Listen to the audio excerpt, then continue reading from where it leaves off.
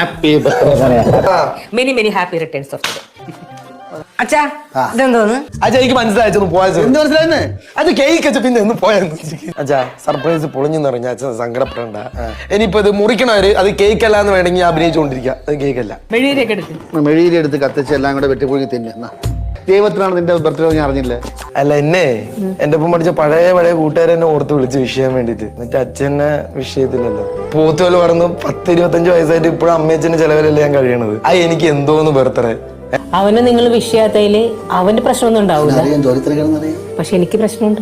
വീട്ടിൽ ചെയ്ത് എന്നെ കെട്ടുപിടിച്ച എന്നെ ഒന്ന് വിഷ് ചെയ്താൽ മതി. ആ പ്രശ്നമുള്ളൂ. മക്കളെ നീല് ചുവന്നത് വയറ്റിലാണ്, പക്ഷെ അച്ഛൻ ചുവന്നത് ഇതിലാണ്. അച്ഛൻ വന്നൊരു സമ്മാനം തരും.